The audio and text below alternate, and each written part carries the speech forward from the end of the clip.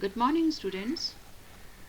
Yesterday we have started chapter 7, that is permutation and combinations, and we have studied the multiplication rule. Now, today we will study what is meant by permutation and what is the factorial notation. Permutation is an arrangement in a definite order of a number of objects taken some or all at a time.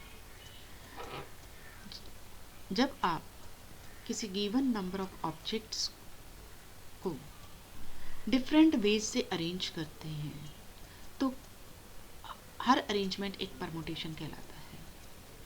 जैसे आपको अगर 4 letters दे दिए जाएं, suppose R O A and D, and you are asked to write different words that can be formed from these 4 letters, तो क्या उस case में आपने किस लेटर को किस पोजीशन पे रखा है वो इम्पॉर्टेंट है, और चारों लेटर्स की आपस में पोजीशंस को इंटरचेंज करके जितने भी वर्ड्स बनेंगे, that words they are called a permutation, and that arrangement of letters you can say is a permutation.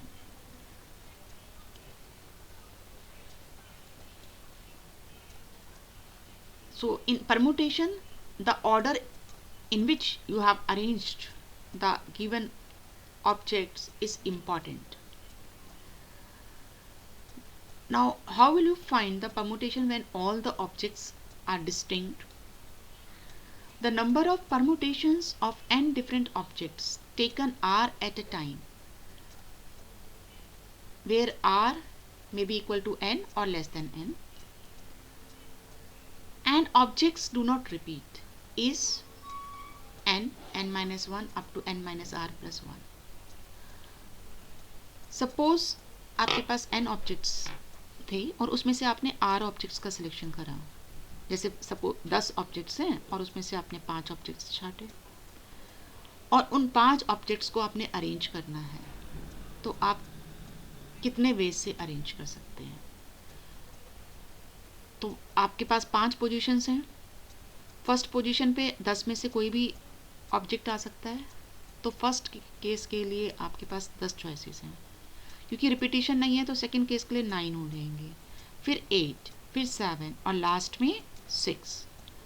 तो हमने टोटल ऑब्जेक्ट्स को n से डिनोट किया, तो 10 is n, 9 is n minus 1, 8 is n minus 2, and last में आपका 6 है, which can be written as n, जो कि 10 थे हमारे पास, और r मीन्स कितने आपने सिलेक्शन करे थे 5, तो 10 minus 5 plus 1 दैट इज 6 आ गया, और लास्ट पोजीशन हमारी 6 थी। तो और इसको हम कैसे डिनोट करते हैं? NPR। तो NPR means the number of permutations of n objects taken R at a time. अब इसका फॉर्मूला डिराइव करने से पहले हम फैक्टोरियल नोटेशन पढ़ेंगे, क्योंकि फैक्टोरियल नोटेशन के टर्म्स में इसको फॉर्मूला डिराइव करते हैं। What is factorial? The notation n, ये exclamation sign लग गया आगे, n factorial, it represents the product of first and natural numbers. जब हम factorial n लिखते हैं इसका मतलब first and natural numbers का प्रोडक्ट। जैसे factorial n will be equal to 1 multiplied by 2 up to n। Factorial 1 लिखेंगे तो एक ही नेचुरल नंबर का प्रोडक्ट मीन्स 1 आ गया। फैक्टोरियल 2 मीन्स शुरू के 2 नेचुरल नंबर्स का product 1 into 2। Factorial 3 means product of first 3 natural numbers that is 1 into 2 into 3। इसी तरह से factorial 4 1 multiplied by 2 multiplied by 3 multiplied by 4। Factorial 0 we always take it as 1। Factorial 0 की value हम हमेशा 1 लेते हैं। फैक्टोरियल 5 जो है, क्योंकि 5 इंटू 4 इंटू 3 इंटू 2 इंटू 1 होता है, और 4 3 2 1 को हम फैक्टोरियल 4 भी लिख सकते हैं, तो इसलिए फैक्टोरियल 5 को हम 5 इंटू फैक्टोरियल 4 भी लिख सकते हैं, या 5 इंटू 4 इंटू ये फैक्टोरियल 3 बन गया तो 5 इंटू 4 इंटू फैक्टोरियल 3, या 5 4 3 इंटू फैक्टोरियल 2 भी लिख सकते हैं. सो let us do the exercise. First question of the exercise is evaluate 4 factorial minus 3 factorial. तो यहाँ पर ऐसे नहीं करना है कि पहले 4 माइनस 3 कर दिया और फिर उसका फैक्टोरियल लेंगे.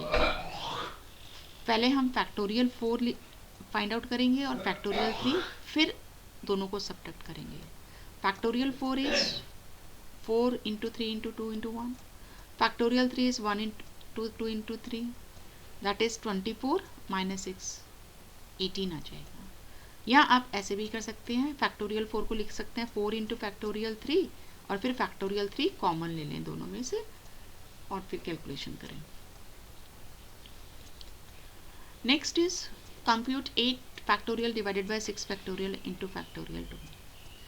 यहाँ पर हम इसमें से जो बिगर फैक्टोरियल है उसको थोड़ा ब्रेक करके लिख सकते हैं. कैसे? 8 इंटू 7 इंटू फैक्टोरियल 6, क्योंकि 8 7 और 6 मल्टीप्लाइड बाय 6 5 4 3 2 1 आएगा, तो 6 5 4 3 2 1 को हम फैक्टोरियल 6 लिख सकते हैं. क्योंकि ये इसलिए लिखा है क्योंकि नीचे भी हमारे पास फैक्टोरियल 6 आ रहा था, तो ये दोनों कैंसिल आउट हो गए और यहाँ फैक्टोरियल 2 1 इंटू 2 हो गया. 2 से 4 को 8 को कैंसिल आउट किया, 4 आया, तो 4 multiplied by 7 that is 28. Next one, क्योंकि हमें x निकालना है इस क्वेश्चन में, तो हम फैक्टोरियल 8 से इसे मल्टीप्लाई करते हैं इस इक्वेशन को. Then we get factorial 8 divided by factorial 6 plus factorial 8 by 7 factorial equal to x. अब इस फैक्टोरियल 8 को हम लिख सकते हैं 8 multiplied by 7 multiplied by factorial 6, क्योंकि डिनोमिनेटर में फैक्टोरियल 6 था तो हमने इसको इस फॉर्म में लिखा है. यहाँ डिनोमिनेटर में फैक्टोरियल 7 आ रहा है तो इसको हम लिखेंगे 8 इंटू फैक्टोरियल 7. यहाँ से factorial 7 cancel, factorial 6 cancel, and you are left with 56 plus 8 that is 64. That's all for today. Now complete this exercise. Thank you.